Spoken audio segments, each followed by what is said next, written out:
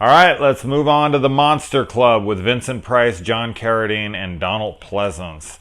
Now, this movie has the best wraparound in all of the Amicus films for me. You have Vincent Price and John Carradine. John Carradine's a writer. Vincent Price is a vampire.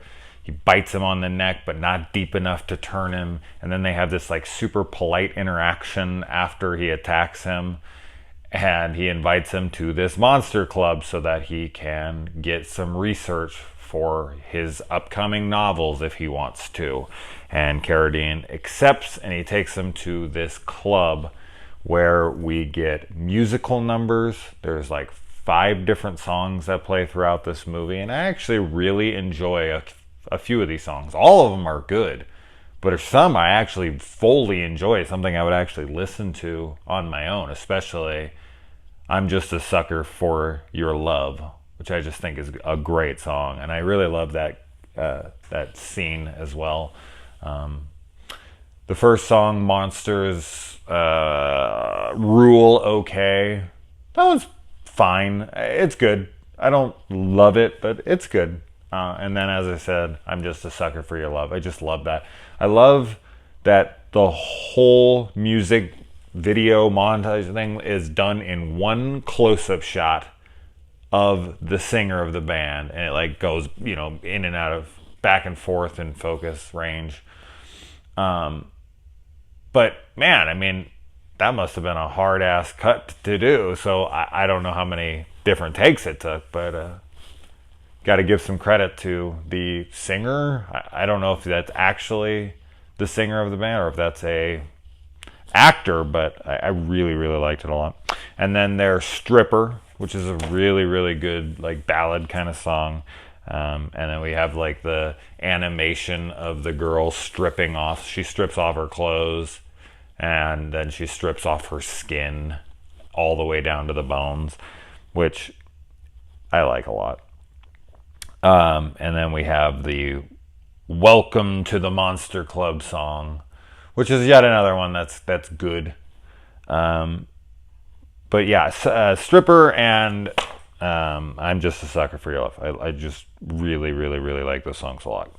Now, when they get into the club, Vincent Price has to go through the genealogical chart, which I really like the idea of this, that, there could be inner monster breeding, that a vampire could breed with a werewolf and that would make X, and then a vampire and whatever could make this, and then if they made a baby, like they had the genealogical chart all the way down, and one of them is the shadmock, and he has a killer whistle, and that is the first segment that we get here.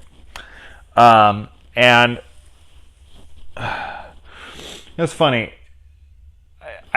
yes, he has pale skin, the shadmock, but he looks like pretty much a normal human being.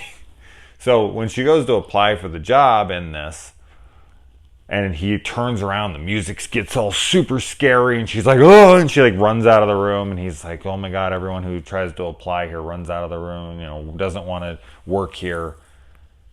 I just feel like they could have made him look a little more scary or off-putting or obviously off, because he just looked like a guy who hadn't seen the sun all that much.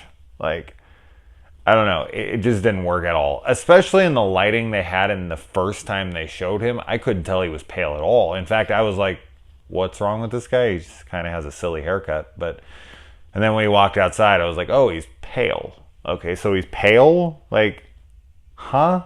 Why is this scary? Yeah, so that just didn't work for me at all. But I really like that we get a new monster here. I mean, you don't really get a ton of those. A lot of these older movies especially rely on all of the common ones like werewolves and vampires and ghouls and whatever. So I like that this... I don't know if this is an actual thing, a shadmuck and all that. I think that was created for the film, but I easily could be wrong, and tell me if I am. But if it is made just for the movie, I love the effort put into trying to do something new. And she agrees to marry him because they're trying to rob him, and he invites her to this monster party, and for some freaking stupid reason, she decides to try to rob him during their wedding shower, engagement party, or whatever, when there's nothing but a bunch of monsters that are in the house there to tear her apart if need be. And it's really sad too, because when he comes in and he catches her stealing the money from him, he's just so like, I don't care. Like, you can have all the money. I don't give a shit about any of that. Like, he genuinely does not care about that stuff.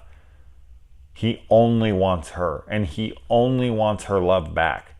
And he's like, as long as you can love me, you can take anything you want. And she's just like, nope. You're disgusting. Get the fuck away from me. And, he whistles, and that singes and burns her body, and she comes and attacks her boyfriend because of it. Kind of reminded me of the corpses in Don't Go in the House, which I reviewed here recently for Slasher Sunday. That's kind of the way that she looks, and it is a great look. So good segment. He fucking just annihilates that cat. That cat attacks one of his birds, and he whistles, and we just see the charred remains of this cat. Poor kitty. He didn't know. He's just a cat. He attacks birds. All cats attack birds. Come on. And then we move on to the second one. The second one, it's pretty silly at times, and then the rest of the segment, it's actually fairly serious. The musical choices, I suppose, in some of the moments are what makes it feel a little more goofy. But this kid has a dad who's a vampire, and the kid is being bullied around at school. He runs into this clergyman played by Donald Pleasance. This is actually post Halloween, and this is actually be the same year that they were doing Halloween 2. So it's crazy to think, and he has no facial hair, so I don't know. He grew that goatee, that big thick goatee out pretty quick. I mean, you can in a year. I grow this in like a fucking week. But yeah, it's just weird to think like they're so different. His roles and everything in this are just so drastically different. This would have been around the same time as Escape from New York as well. But yeah, he befriends this kid, and then we see that he's actually part of a zombie or a vampire hunting crew. It actually reminded me of John Carpenter's Vampires, going back to John Carpenter again.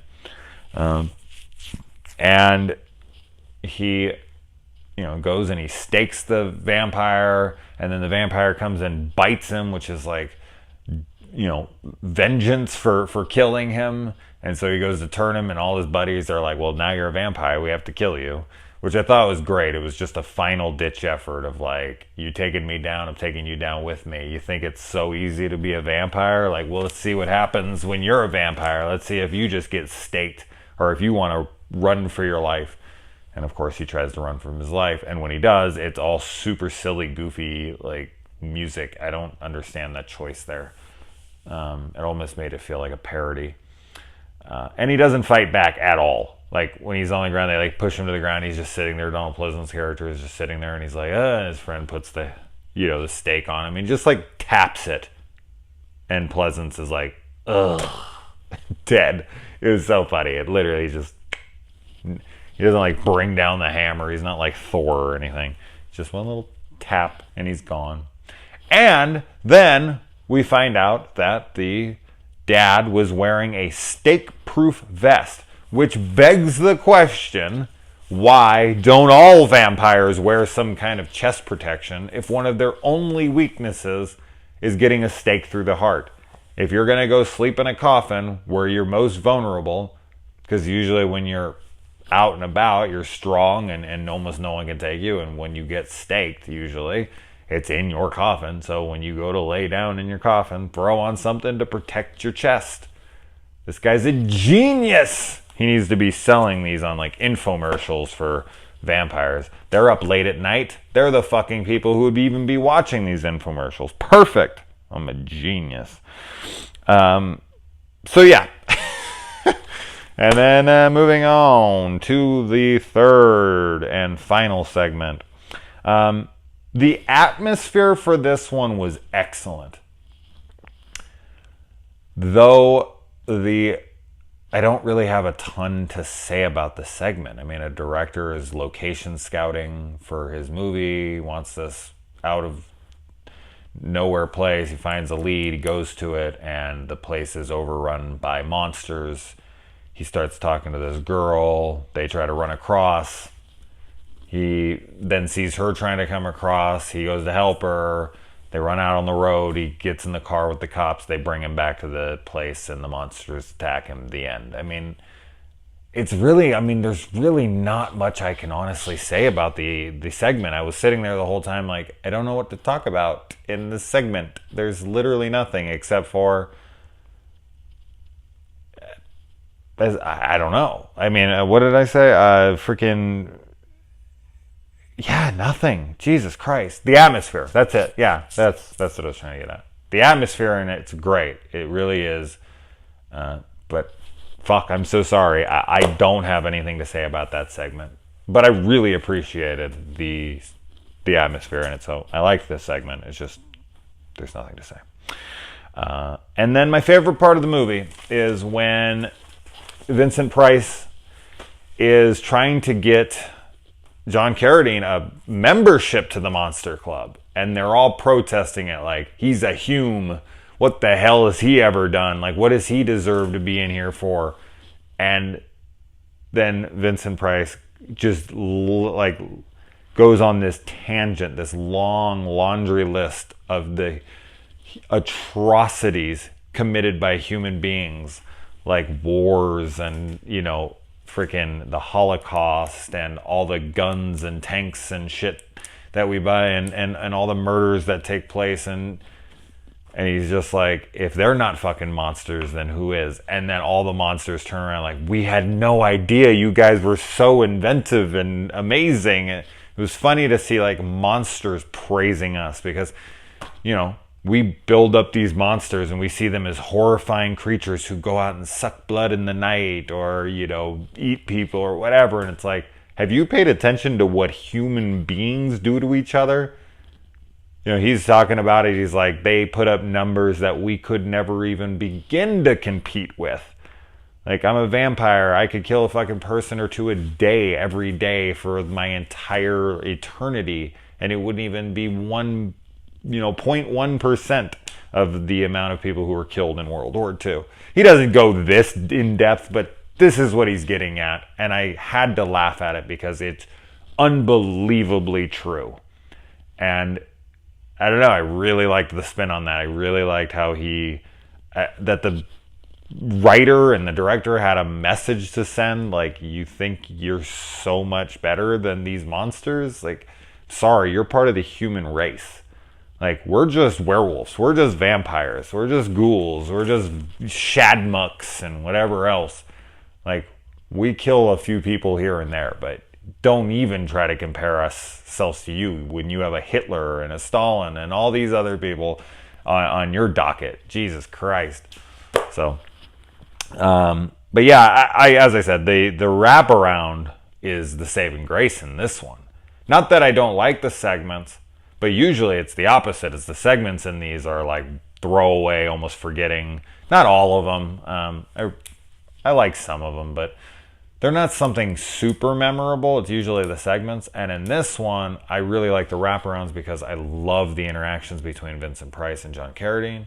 And I love some of the musical numbers and how they were shot and how they were done. And, as I said, that third segment was just almost unimportant and not enough to even discuss. So yeah, the wraparound wins the day here. So fans of this one, anybody? I know that some company, I can't remember, did a Blu-ray on this. I don't have it. I wish I did, but that's the way the cookie crumbles. All right, guys. Good night.